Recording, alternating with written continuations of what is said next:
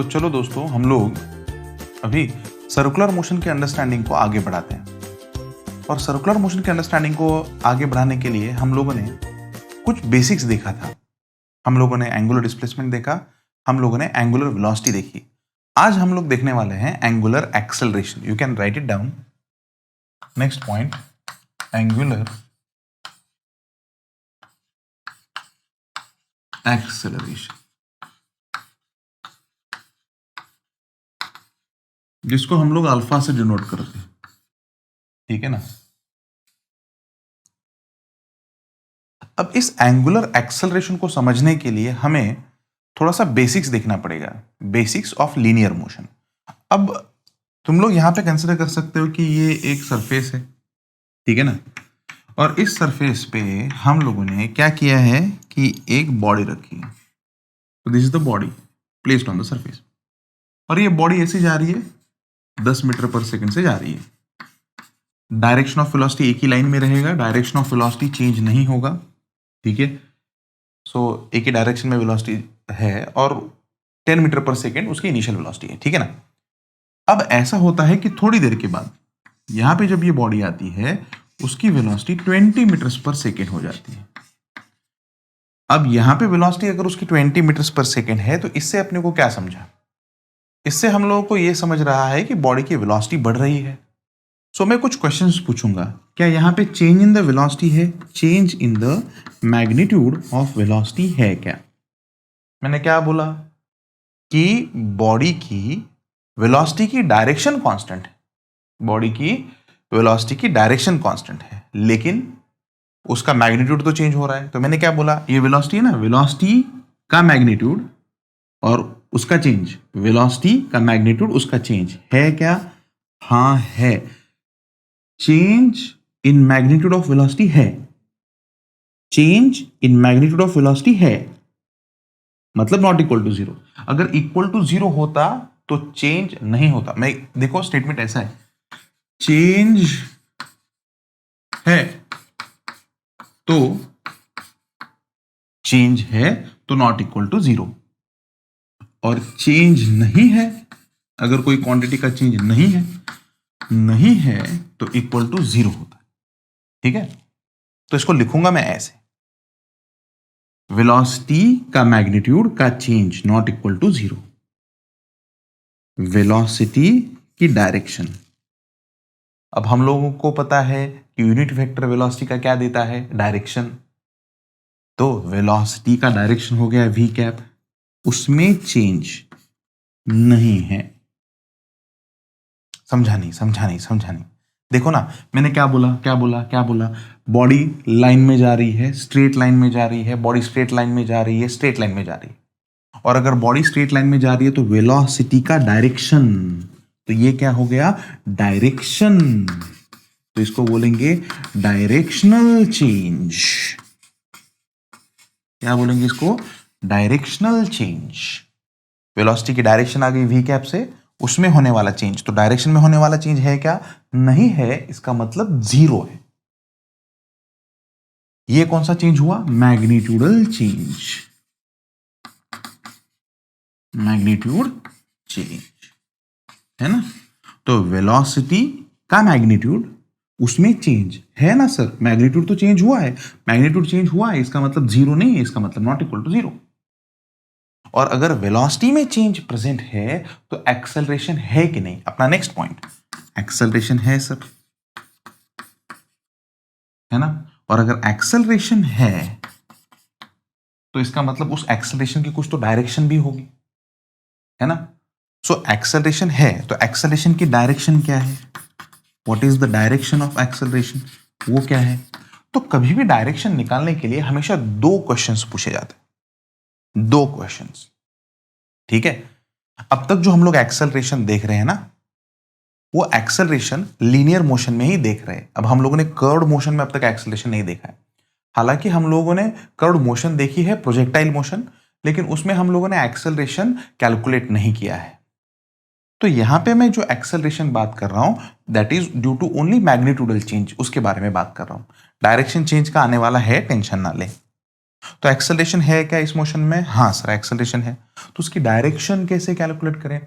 तो इस टाइप का जो एक्सेलरेशन होता है, जो मैग्नीट्यूड चेंज की वजह से होता है, उसको हम लोग बोलते हैं टैंजेंशियल एक्सेलरेशन।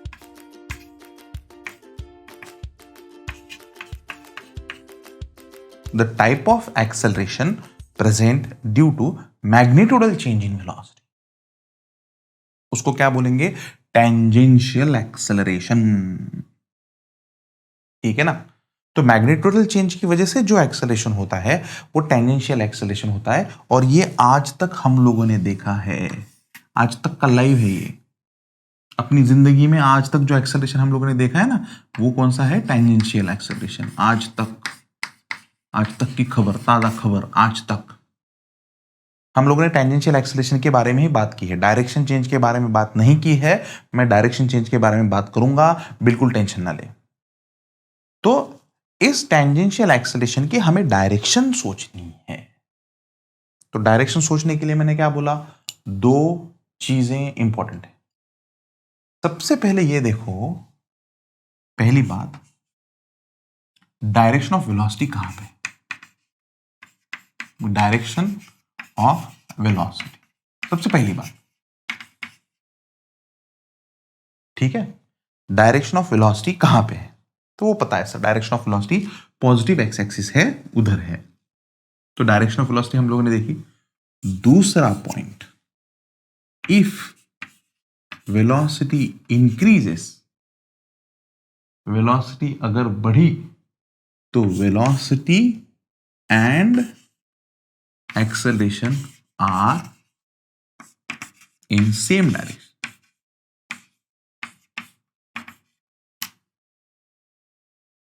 क्या करना है?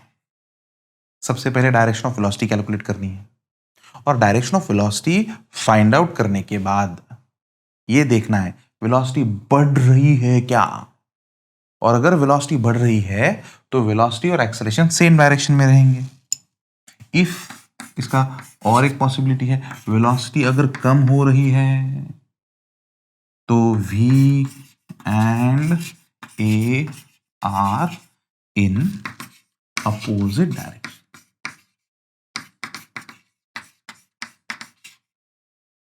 समझे नहीं? तो ये पूरा कॉन्सेप्ट मैं फिर से रिवाइज करने वाला हूं, अच्छे से ध्यान देना। बॉडी एक डायरेक्शन में जा रही है। बॉडी कौन सी मोशन कर रही है? Linear motion. आप तो पढ़ा रहे हो सर्कुलर मोशन। रुकना, पहले लीनियर मोशन का कॉन्सेप्ट अंडरस्टैंड करेंगे, फिर बाद में उसको सर्कुलर मोशन के साथ कोरिलेट करेंगे। तो पहला बात क्या है कि बॉडी स्ट्रेट लाइन में जा रही है, और अगर बॉडी स्ट्रेट लाइन में जा रही है, उसकी वेलोसिटी है 10, बाद में वेलोसिटी है 20। तो मैग्नीट्यूड चेंज हुआ क्या? हाँ हुआ। और मैग्नीट्यूडल चेंज को हम लोग बोलते हैं टेंजेंशियल एक्सेलरेशन। आज तक हम लोगों ने उसी को यूज किया है, और आज भी मैं इसी के बारे में बात कर रहा हूं। डायरेक्शन चेंज के बारे में हम लोग बाद में बात करने वाले हैं। डायरेक्शन, वेलोसिटी की डायरेक्शन मतलब वी कैप, उसमें चेंज, डायरेक्शनल चेंज, उसके बारे में हम लोग बाद में बात करेंगे। और इसको हम लोग, नाम भी है इसका, इसका नाम है रेडियल एक्सेलरेशन। ये एक्सेलरेशन डेवलप होता है सिर्फ डायरेक्शन चेंज की वजह से। ठीक है, तो इस रेडियल एक्सेलरेशन के बारे में हम लोग बाद में बात करने वाले हैं। एक्सेलरेशन है क्या, ये क्वेश्चन था हमारा। हाँ है, एक्सेलरेशन है, आंसर है इधर। तो एक्सेलरेशन की डायरेक्शन क्या है? तो डायरेक्शन निकालने के लिए पहले वेलोसिटी की डायरेक्शन, तो दो स्टेप हमेशा इंपॉर्टेंट है। एक्सेलरेशन की डायरेक्शन निकालने के लिए दो स्टेप इंपॉर्टेंट है। कौन सी दो स्टेप्स इंपॉर्टेंट है? पहले वेलोसिटी की डायरेक्शन चेक करो। हाँ भाई साहब, वेलोसिटी की डायरेक्शन कहां पे है? सर वेलोसिटी की डायरेक्शन हमें पता है, पॉजिटिव एक्स एक्सिस। और वेलोसिटी की डायरेक्शन अगर हमें पता है तो दूसरा ये चेक करो, अगर वेलोसिटी की वैल्यू बढ़ रही है, उसका मैग्नीट्यूड बढ़ रहा है, तो ये वेलोसिटी और ये एक्सेलरेशन, कौन सा एक्सेलरेशन? टेंजेंशियल एक्सेलरेशन, सिर्फ उसी के बारे में बात कर रहा हूं। तो velocity and acceleration are in the same direction. Velocity बढ़ रही है तो सेम डायरेक्शन में होगा, और वेलोसिटी अगर कम हो रही है तो एक्सेलरेशन और वेलोसिटी अपोजिट डायरेक्शन में होंगे। क्लियर? क्लियर? अच्छे से नोट डाउन करें, ये इंपॉर्टेंट है। और ये सभी चीजें मैंने लीनियर मोशन के केस में एक्सप्लेन की। डन? क्लियर? आगे बढ़े तो अब हम लोग सर्कुलर मोशन के बारे में बात करने वाले हैं। ठीक, चलो। अब सर्कुलर मोशन में क्या होता है, अब हम लोग सर्कुलर मोशन में देखने वाले। सर्कुलर मोशन में हम लोगों ने कैसे देखा, हम लोगों ने कुछ क्वांटिटीज देखी। देखो एंगुलर डिस्प्लेसमेंट, इस एंगुलर डिस्प्लेसमेंट को हम लोगों ने कैसे डिनोट किया, थीटा से। इसका रेट ऑफ चेंज हम लोगों ने निकाला, है ना। और रेट ऑफ चेंज कैलकुलेट करने के बाद हमारे पास क्या आ गया, एंगुलर वेलोसिटी, है ना। और हम लोगों ने इसको बोला इंस्टेंटेनियस, याद तो है। जो डेरिवेटिव से आता है वो इंस्टेंटेनियस है, जो डिफरेंस से आता है वो एवरेज है। तो ये एंगुलर वेलोसिटी हम लोगों ने डिफाइन करी ओमेगा से, और इसको हम लोगों ने डिफाइन करा D theta divided by D T. अगर ये वेक्टर हुआ तो ये भी वेक्टर होगा, हाँ कि ना। अच्छा, इसकी डायरेक्शन कैसे दी जाएगी सर, इसकी डायरेक्शन दी जाएगी राइट हैंड थंब रूल से, RH से, RH direction right hand thumb rule ऐसे। इसका मतलब चलो डायग्राम भी निकाल लेते। अगर कोई बॉडी ऐसे घूम रही हो तो इसका angular velocity right hand thumb rule से ऊपर जाएगा, इसका मतलब ऊपर आएगा सर। तो ओमेगा वेक्टर की डायरेक्शन ये हो गई सर। अगर कोई बॉडी ऐसे घूम रही हो तो राइट हैंड थंब रूल से ओमेगा नीचे आएगा सर। इस तरह से हम लोगों ने ओमेगा की डायरेक्शन निकाली हुई है, ठीक। आज तो ओमेगा का डायरेक्शन हो गया। अब आगे बढ़ेंगे तो अब हम लोग एंगुलर एक्सेलरेशन डिफाइन करने वाले हैं, एंगुलर एक्सेलरेशन। लेकिन याद रखना ये भी कौन सा एक्सेलरेशन है, इंस्टेंटेनियस।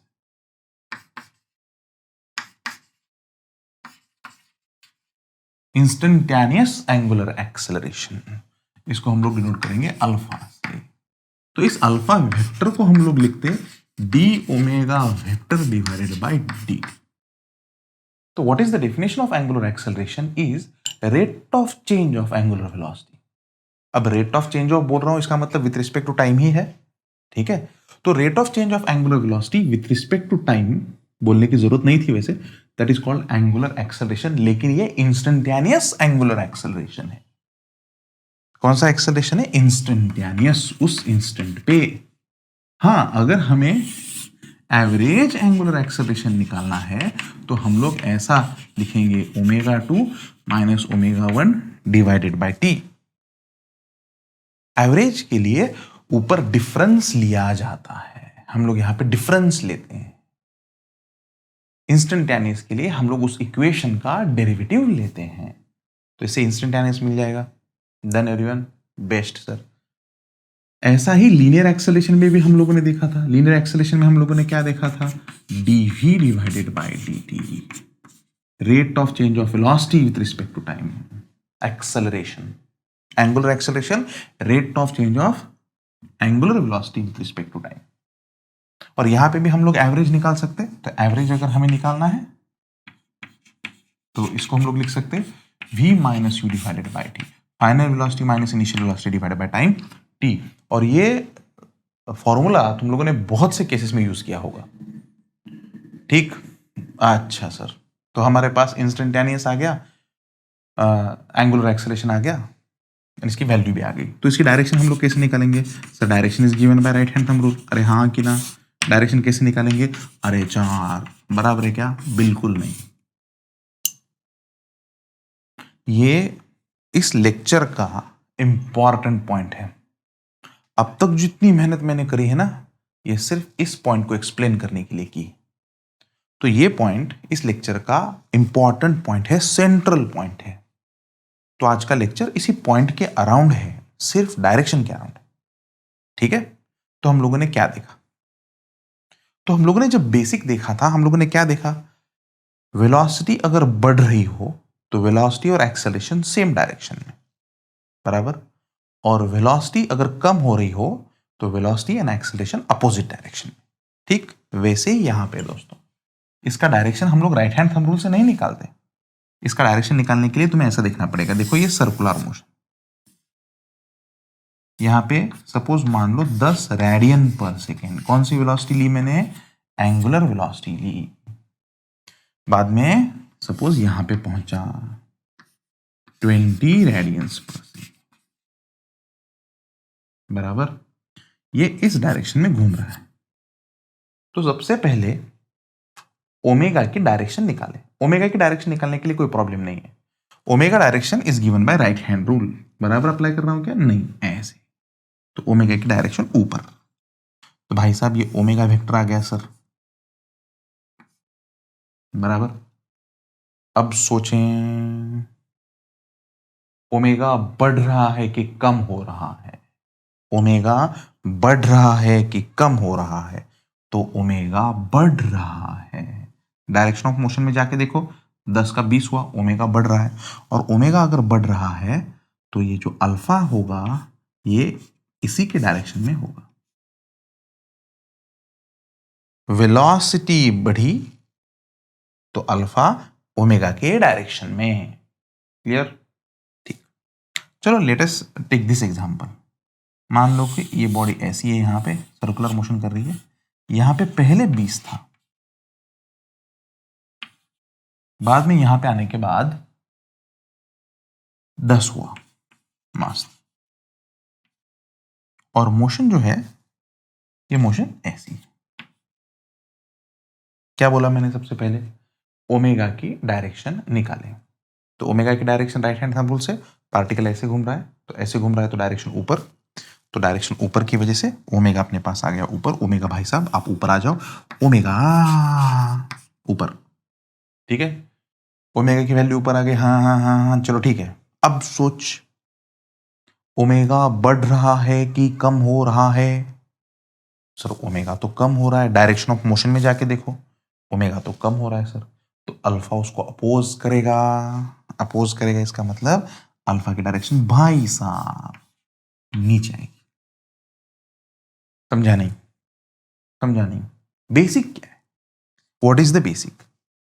वेलोसिटी बढ़ी तो एक्सेलरेशन और वेलोसिटी सेम डायरेक्शन में। वेलोसिटी बढ़ी तो एक्सेलरेशन और वेलोसिटी सेम डायरेक्शन में। वेलोसिटी कम हुई तो एक्सेलरेशन और वेलोसिटी अपोजिट डायरेक्शन में।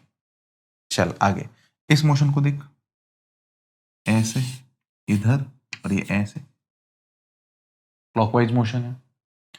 यहां पे मान ले कि 10 है पहले, बाद में 20 है, यूनिट नहीं लिख रहा अभी। ठीक, चल पहले ओमेगा की डायरेक्शन। सर ओमेगा की डायरेक्शन नीचे, ओमेगा की डायरेक्शन नीचे। अब सोच, डायरेक्शन ऑफ मोशन में अगर जाएगा तो एंगुलर वेलोसिटी बढ़ी कि कम हुई? बढ़ गई। और अगर एंगुलर वेलोसिटी बढ़ गई तो इसका मतलब अल्फा उसी डायरेक्शन में आएगा।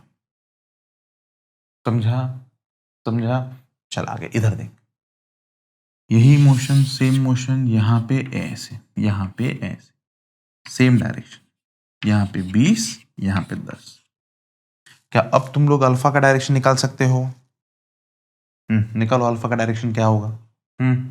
निकालो। सर पहले 20 बाद में 10, इसका मतलब क्या हुआ? सर पहले एंगुलर वेलोसिटी नीचे, right hand thumb rule, angular velocity नीचे, अल्फा। सर एंगुलर वेलोसिटी कम हो रही है तो अल्फा इसको अपोज करेगा, अल्फा की डायरेक्शन में। समझा नहीं? तो अल्फा के लिए, एंगुलर एक्सेलरेशन के लिए सिर्फ राइट हैंड थंब रूल काफी नहीं है, तुम्हें यह भी सोचना जरूरी है कि एंगुलर वेलोसिटी बढ़ रही है या एंगुलर वेलोसिटी कम हो रही है। अगर एंगुलर वेलोसिटी बढ़ रही है तो उसका मतलब अल्फा ओमेगा सेम डायरेक्शन में रहेंगे, और एंगुलर वेलोसिटी कम हो रही है इसका मतलब ओमेगा और अल्फा एक दूसरे के अपोजिट रहेंगे। क्लियर? क्लियर? और दो टाइप के एंगुलर एक्सेलरेशन है, कौन कौन से? एक तो इंस्टेंटेनियस डेरिवेटिव से आएगा और डिफरेंस से आने वाला एवरेज। समझा? समझा? एग्जांपल ले लेता हूं, ठीक है? चलो आ जाओ।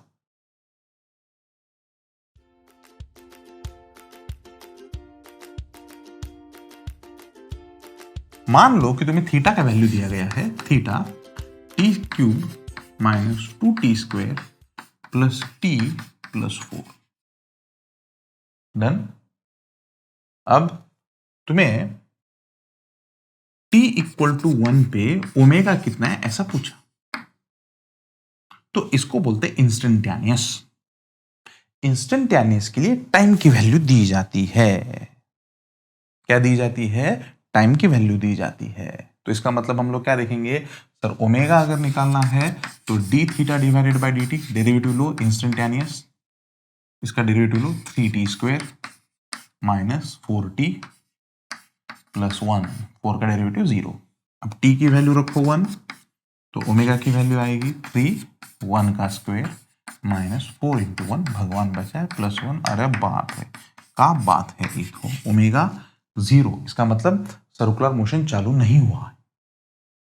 तो t इक्वल टू 1 पे वैल्यू ओमेगा की 0 है, इसका मतलब बॉडी रुकी हुई है वहां पे, सर्कुलर मोशन नहीं कर रही, ओमेगा 0 है। अच्छा, अगर ये पूछा t इक्वल टू 1 पे अल्फा कितना, तो ये भी वैल्यू जो आती है उसको हम लोग बोलेंगे इंस्टेंटेनियस वैल्यू, क्योंकि ये इस इंस्टेंट पे है, t इक्वल टू 1 पे है। तो हम लोग कैलकुलेट कर सकते हैं, sir alpha equal to D omega divided by D T.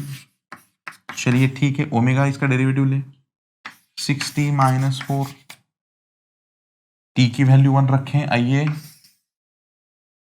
तो t की वैल्यू अगर 1 रखेंगे तो अल्फा की वैल्यू आएगी 6 into 1 minus 4, that is 2 radian पर सेकेंड स्क्वायर। यूनिट को ध्यान देना, alpha.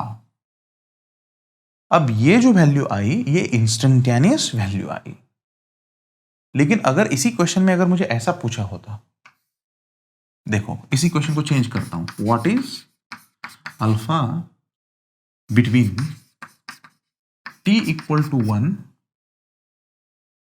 t equal to 0 to t equal to 1। कैसे क्वेश्चन पूछा मैंने, 0 से लेके 1 तक अल्फा की वैल्यू कितनी है, तो ये आ गया एवरेज। ऐसे प्रॉब्लम को बोलेंगे एवरेज वैल्यू। तो जेई के बच्चे ऐसी एवरेज वैल्यू को ध्यान दें। तो 0 से लेके 1 तक, तो एवरेज वैल्यू निकालने के लिए स्टार्टिंग और एंडिंग पॉइंट दोनों दिया जाता है। तो इस केस में हमारे पास इक्वेशन कैसा है, omega 2 minus omega 1 divided by T. ठीक है, चलो तो ओमेगा 1 निकालेंगे 0 पे, तो t इक्वल टू जब 0 था तो ओमेगा 1 की वैल्यू कितनी थी। सर ये ओमेगा 1 कहां से निकालूंगा, ये देख ओमेगा 1 ना ना ना ना ना इस इक्वेशन से, इस इक्वेशन में t इक्वल टू 0 रखो, आइए चलो रखेंगे 3, 0 का स्क्वायर माइनस 4 इंटू 0, भगवान ही बचा, अब तो मैं 0 रख के दिखा रहा हूं, ठीक है ना। तो ओमेगा 1 इक्वल टू 1 रेडियन पर सेकेंड, ऐसा बकवास सा कैलकुलेशन हो गया है। ठीक, चलो आ जाओ, t इक्वल टू 1 के लिए, t इक्वल टू 1 के लिए तो निकाला है ना भाई साहब, ओमेगा 2 इक्वल टू कितना है 0, समझा, ये निकाला है। तो क्या मैं अब अल्फा एवरेज निकाल सकता हूं, हाँ जरूर, अल्फा एवरेज में निकाल सकता हूं। ठीक है, अब मैं ये डेरिवेटिव से निकाल रहा हूं कि डिफरेंस से, डिफरेंस से, डेरिवेटिव से जो निकले उसे इंस्टेंटेनियस बोला जाए, और डिफरेंस से जो निकले उसे एवरेज बोला जाए। तो चलो अल्फा एवरेज निकालेंगे हम लोग, की पॉइंट है, की पॉइंट है, लिख सकते हैं डेरिवेटिव से जो निकले उसे इंस्टेंटेनियस बोला जाए, डिफरेंस से जो निकले उसे एवरेज बोला जाए। ठीक है, चलो अल्फा एवरेज की वैल्यू निकाल देते हैं हम लोग। तो वैल्यू रखे ओमेगा टू फाइनल रखें 0 माइनस 1 डिवाइडेड बाय टी, मतलब टाइम डिफरेंस है। तो बच्चे यहां पे कंफ्यूज मत होना कि t1 रखूं कि t2, इन दोनों का डिफरेंस होता है, तो यहां पे मैं लिखूंगा डेल्टा टी, तो डिफरेंस 1 माइनस 0, तो अल्फा का वैल्यू आया -1 रेडियन पर सेकेंड स्क्वायर। अब यहां पे माइनस का मतलब क्या है, ये अल्फा एंगुलर वेलोसिटी को कम करने का काम कर रहा है, ये अल्फा एंगुलर वेलोसिटी को कम करने का काम कर रहा है, इसलिए तो माइनस है, नेगेटिव है ना। देखो मैथमेटिक्स ने ही बता दिया, ओमेगा की वैल्यू पहले कितनी है 1, बाद में कितनी हुई 0, इसका मतलब ओमेगा को बढ़ाने का काम कर रहा है कि कम करने का, कम करने का, इसलिए माइनस है। इसका मतलब क्या हुआ, अल्फा और ओमेगा अपोजिट हैं। डायरेक्शन का भी देखो, alpha and omega are opposite. इससे अपने को डायरेक्टली पता चला कि अल्फा और ओमेगा एक दूसरे के अपोजिट है, और एक दूसरे के अपोजिट है तो ओमेगा की वैल्यू कम होनी चाहिए, जो कि हो रही है। तो इस तरह से इंस्टेंटेनियस और एवरेज अल्फा, इन दोनों का डिफरेंस तुम्हें समझ में आया। ये एक ही प्रॉब्लम इस कॉन्सेप्ट को क्लियर करता है। अब क्या करो, ऐसे मल्टीपल प्रॉब्लम सॉल्व करो। बुक्स में देखो, एवरेज पूछा है, इंस्टेंटेनियस पूछा है, 90% केसेस में तो इंस्टेंटेनियस ही पूछा है, एक ही डेरिवेटिव में आंसर। ठीक है। हालांकि इसको कॉम्प्लिकेटेड बनाने के लिए वो कभी कभी ऐसा क्या करते हैं, थ्योरी क्वेश्चन भी पूछ लेते हैं। अल्फा इक्वल टू हमारे पास है D omega divided by D T ना, तो कभी कभी ना लोग ऐसा लिख देते, ओ भयंकर, ओ भगवान, ओ भगवान, अरे समझे नहीं, क्या मैं ओमेगा को लिख सकता हूं D theta divided by D T? समझा? तो चलो आ जाओ, अब क्या होगा, देखिए यहां पे क्या होगा, ये डबल डेरिवेटिव हो गया D two theta divided by D T square alpha. तो इसको ऐसा भी बोला जाता है एंगुलर डिस्प्लेसमेंट का डबल डेरिवेटिव। एंगुलर डिस्प्लेसमेंट का double derivative, theory question. Clear? तो सिस्टमैटिकली लिखने, राइट इट डाउन, प्रॉपरली लिखें। चलो पूरा का पूरा प्रॉब्लम सॉल्व करें, सिस्टमैटिकली लिखें।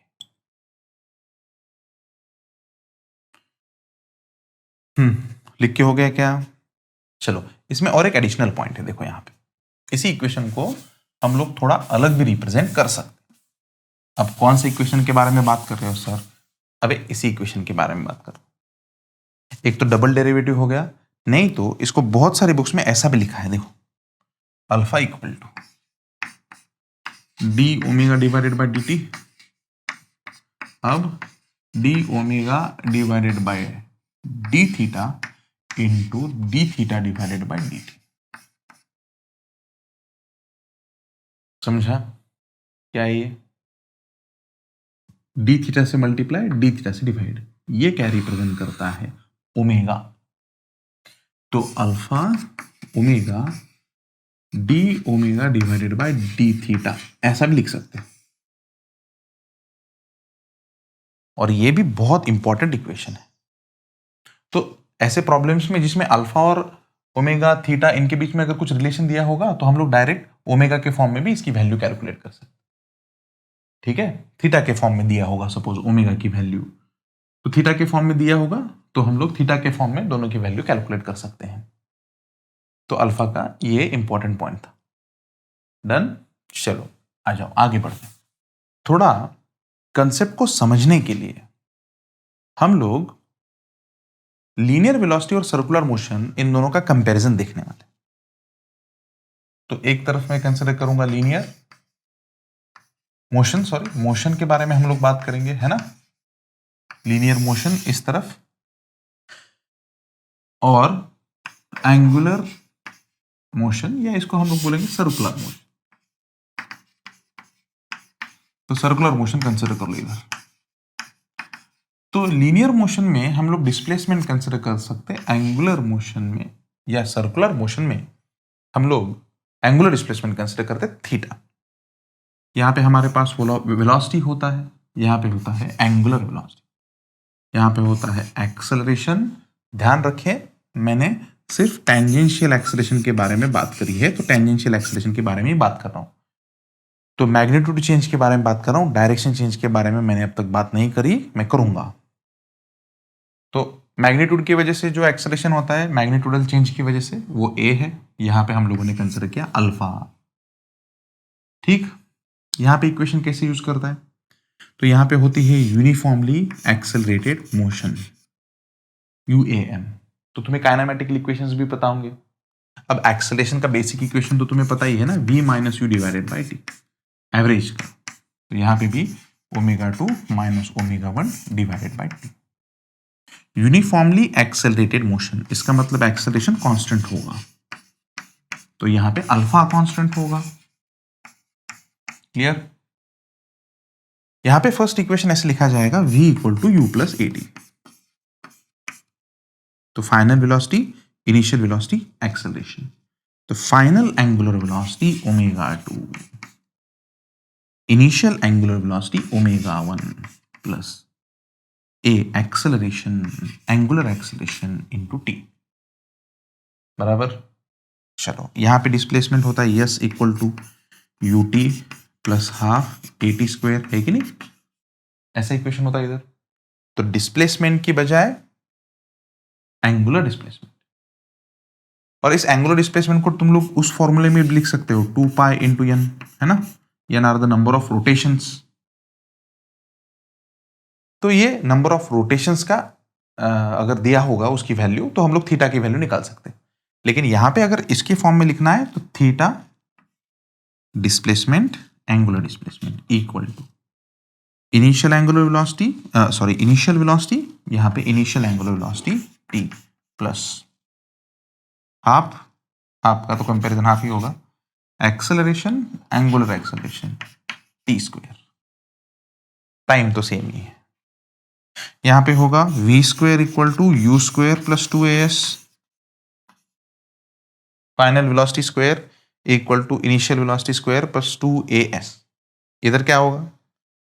तो यहां पे final angular velocity square initial angular velocity square plus इधर 2, संभाल लेना, acceleration angular acceleration displacement angular displacement, kinematical equations. और सर और बताता हूं, यहां पे यंत्र डिस्प्लेसमेंट का भी इक्वेशन है एस एन। क्या है वो? u plus half of A in bracket 2n minus 1, है ना? ऐसा इक्वेशन है उसका।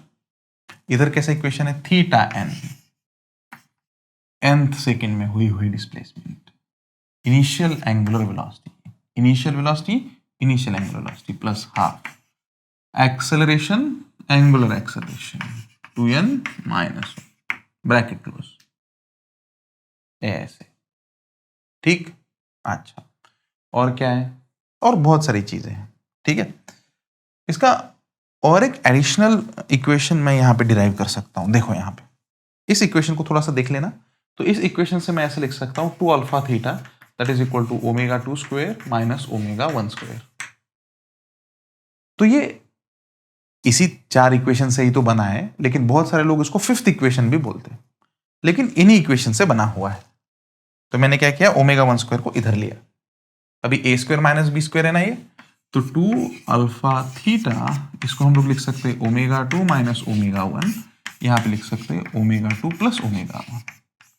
इस चीज को थोड़ा सा देख लेना, क्या है ये? ओमेगा 2 माइनस ओमेगा 1 है कि नहीं? तो इसको अल्फा टी लिख सकते हैं। क्या लिख सकते हैं? Alpha T. तो लिख ले, so 2 alpha theta that is equal to alpha T omega 2 plus omega 1। ये टी सॉरी ये अल्फा एलिमिनेट हो जाएगा और थीटा की वैल्यू तुम्हें डायरेक्ट मिलेगी omega 2 plus omega 1 divided by 2 into T.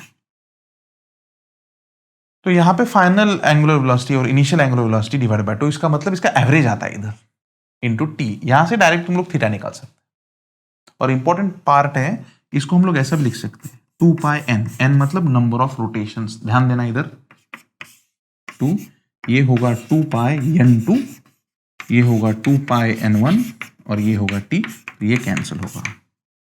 यहां पे capital N number of rotations है, यहां पे स्मॉल एन फ्रीक्वेंसी है, फ्रीक्वेंसी ऑफ रोटेशन।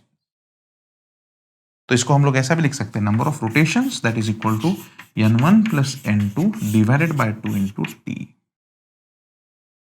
बहुत सारे प्रॉब्लम्स इस पे बेस्ड है, ठीक है। हालांकि हम लोग भी इस पे प्रैक्टिस करेंगे, लेकिन मैं इसमें ज्यादा प्रॉब्लम नहीं लूंगा, एक ही प्रॉब्लम लूंगा। उसी प्रॉब्लम से तुम लोग बाकी सभी प्रॉब्लम सॉल्व कर सकते हो। डन, पूरा क्लियर? उतार लो, कंप्लीट लिख लेना। लीनियर मोशन, सर्कुलर मोशन, दोनों का डिफरेंस। और यहां पे भी अगर तुम्हें डिस्प्लेसमेंट कैलकुलेट करना है, लेकिन यहां पे फ्रीक्वेंसी के फॉर्म में लिख नहीं सकते, तो तुम लोग यहां पे डिस्प्लेसमेंट डायरेक्ट ऐसे लिख सकते हो। देखो v plus you divided by 2 into T, यहीं पे सीमित होगा ये, इसी को कन्वर्ट किया मैंने। Angular displacement, displacement, final velocity initial velocity, final velocity initial velocity divided by 2 into T. Done, clear? Write it down. इसको सॉल्व करेंगे। Find the number of rotations if angular velocity changes from 120 RPM to 240 RPM. अब यहाँ पे ऐसा मत बोलना यहाँ पे एंगुलर वेलोसिटी है और फ्रीक्वेंसी दिया है। फिजिक्स में बहुत बार ऐसा भी बोला जाता है, क्योंकि एंगुलर वेलोसिटी और फ्रीक्वेंसी में ज़्यादा फर्क नहीं है। 2 पाई से मल्टीप्लाई किया तो हमें एंगुलर वेलोसिटी आ जाएगी, ठीक है ना। चलो, तो हमारे पास direct formula N equal to n1 plus n2 divided by 2 into T. बात खत्म। नंबर ऑफ रोटेशंस मिल गए तुम्हें। n1 पहली फ्रीक्वेंसी निकालनी है, तो n1 पहली फ्रीक्वेंसी कितनी, 120 आरपीएम। 120 आरपीएम आरपीएस में कन्वर्ट करो 2 हर्ट्ज। n2 240 आरपीएम, इसको कन्वर्ट करो 4 हर्ट्ज। निकालो n की वैल्यू कितनी भाई साहब, 2 प्लस 4 डिवाइडेड बाय, तुम लोग अल्फा भी निकाल सकते हैं। देखो इसको इरेज कर देता हूं मैं। चलो, अल्फा की वैल्यू कैसे निकालेंगे, omega 2 minus omega 1 divided by T. तो इसको तुम लोग ऐसा भी लिख सकते हैं, 2 पाई n2 minus 2 pi n1 divided by T.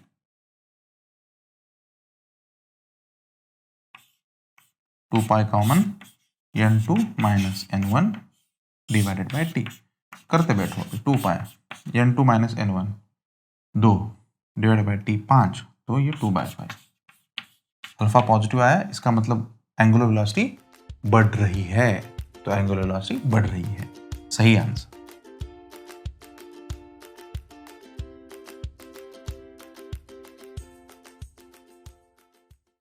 तो आ जाओ नेक्स्ट क्वेश्चन देखेंगे।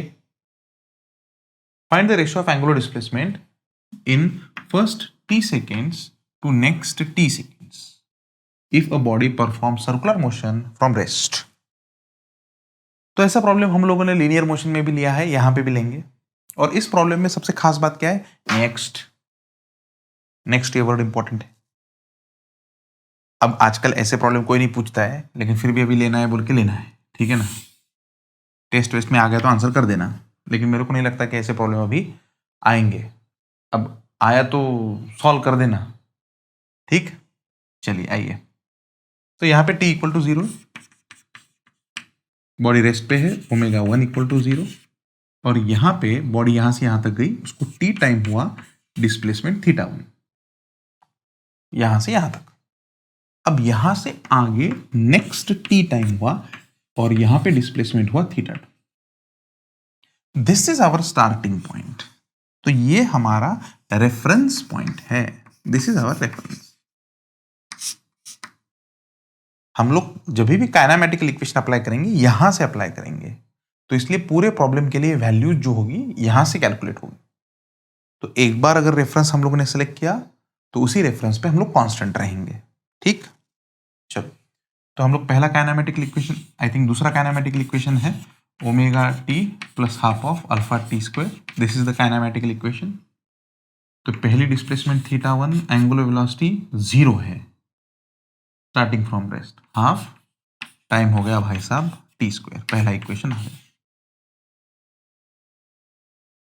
अब जब बॉडी यहां से यहां तक पहुंची तो बॉडी ने टोटल एंगुलर डिस्प्लेसमेंट कितनी की, θ1 प्लस θ। पहले की हुई θ1 और नेक्स्ट की θ2। नेक्स्ट ये वर्ड क्या करता है, नेक्स्ट ये वर्ड ऐड करता है डिस्प्लेसमेंट में, डिस्प्लेसमेंट की वैल्यू ऐड करवा देता है प्रीवियस में। तो θ1 प्लस θ2 इक्वल टू, यही इक्वेशन, ये तो 0 है, हाफ ऑफ अल्फा। अब टाइम हो गया t plus T whole square, समझ गए। नेक्स्ट t, तो पहला भी तो t है, तो टोटल टाइम आ गया 2t। तो सॉल्व कर सकते हैं, θ1 प्लस θ2 इक्वल टू 4 अल्फा और ये टी स्क्वायर है ना, ऐसा। लेकिन इसकी तो वैल्यू θ1 है, रख दो। तो θ1 प्लस θ2 इक्वल टू 4θ1। तो θ2 तुम्हारे पास कैलकुलेट होगा 3θ1। भाई रेशो पूछा है तो रेशो ले 3/1, और t पूछा होता तो मैं क्या करता, t plus T plus T 3t। तो यहां पे होता 3 का स्क्वायर 9, और यहां पे आता 9, तो यहां पे डिफरेंस आता 9 माइनस 1 8, ठीक है। और नेक्स्ट पूछा तो ऐड करते जाना और कैलकुलेशन करते रहना। Done, clear. Let us go for next problem. तो ये जो प्रॉब्लम्स है, देखो हम लोगों ने कुछ प्रॉब्लम्स डेरिवेटिव पे बेस्ड लिए, अब कुछ प्रॉब्लम्स में काइनेमेटिकल इक्वेशन पे बेस्ड ले रहा हूं, है ना। तो प्रॉब्लम्स को भी साथ में ही कवर करना है, और इतना होने के बाद लगेज एंगुलर वेलोसिटी और एंगुलर एक्सेलरेशन के असाइनमेंट में जो प्रॉब्लम्स है उसको सॉल्व करना है। ठीक, आगे बढ़ते।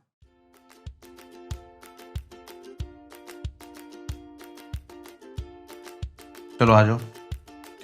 हाँ देखो, ये वाला problem, find the ratio of times taken in first n rotations to next n rotations if the body starts from rest।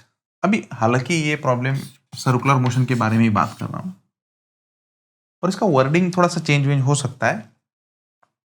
तो ये प्रॉब्लम ऐसा है, ठीक है। और इसमें भी खास बात क्या है कि इसमें नेक्स्ट वर्ड आया हुआ है, और टाइम का रेशियो हमें निकालना है, तो कोई इशू नहीं। t इक्वल टू 0 है यहाँ पे, omega 1 equal to 0 starting from rest बोला है, यहां से यहां तक गए हम लोग, n रोटेशंस हुए, टाइम t1 लगा, हमको कोई प्रॉब्लम नहीं है। यहां से यहां पे आगे n रोटेशंस हुए। सर n ही रोटेशंस क्यों हुए? देख देख देख देख देख देख देख देख देख देख देख देख, पहले भी n बाद में भी n, टाइम लगा t2।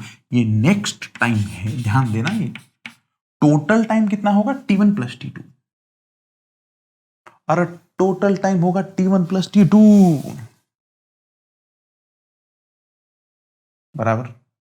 हाँ चलो सॉल्व करेंगे, वही अपना हमेशा का घिसा पिटा इक्वेशन, है ना। तो चलो थीटा इक्वल टू, ठीक है, ये नंबर ऑफ रोटेशंस है, फ्रीक्वेंसी नहीं है, these are number of rotations, RPM नहीं है ये। Theta equal to omega 1t plus half of alpha T square. Theta, what is value of theta?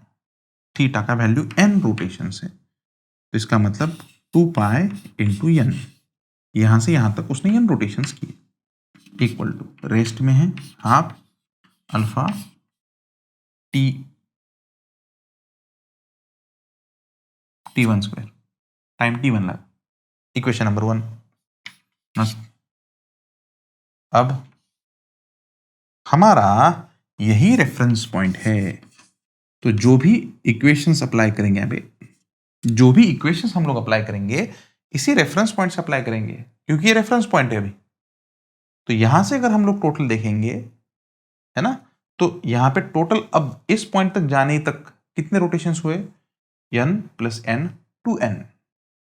तो इसी इक्वेशन को मैं अप्लाई कर रहा हूं और एक बार, लेकिन अब मैं पूरे टाइम के लिए अप्लाई करूंगा, तो इसका मतलब 2 पाई, अब ये आ गया n प्लस n पूरे टाइम के लिए, इक्वल टू यहां पे आ जाएगा हाफ अल्फा, और यहां पे आ जाएगा पूरा टाइम t1 प्लस t2 का होल स्क्वायर। आई होप कि तुमको समझ गया होगा ये। ठीक ठीक, चलो अब क्या है, रेशो ले लो, 2 पाई कैंसिल, ये n 2n, तो ये रेशो कितना आएगा? इक्वेशन नंबर 2 बोल दो इसको, तो इक्वेशन नंबर 2 को 1 से डिवाइड कर दो, तो यहाँ जाएगा 2/1, अल्फा अल्फा भी कैंसिल, t1 प्लस t2 का होल स्क्वायर, और यहाँ पे आएगा t1 का स्क्वायर। स्क्वायर रूट ले लो, खत्म बात। तो स्क्वायर रूट लेने के बाद √2, ये t1 मल्टीप्लाई कर लेता हूँ यहाँ पे, t1 इक्वल टू t2 और ये t1, तो t2 इक्वल टू आएगा √2 - 1 इंटू t1, तो t2/t1 रेशो निकालना है √2 - 1, खत्म। अब next plus next plus next बोला होता, है ना, हालांकि इसमें एक ही नेक्स्ट बोला है, तो और एक नेक्स्ट बोला होता, मतलब नेक्स्ट प्लस नेक्स्ट बोला होता, तो यहां पे क्या लेता है? t1 plus t2 plus t3, यहां पे लेता n plus n plus n, और खेलते बैठता मैं। तो 5 बार नेक्स्ट ले लो, 5 बार ऐड करो, ठीक है। लेकिन मेथड ऑफ सॉल्यूशन यही रहेगी। इसमें खास बात क्या है? नेक्स्ट ये word and starting from rest, और एक ही रेफरेंस पॉइंट लेना है, इसी रेफरेंस पॉइंट से इक्वेशंस को आगे अप्लाई करना है। क्लियर? क्लियर, चलो नोट इट डाउन।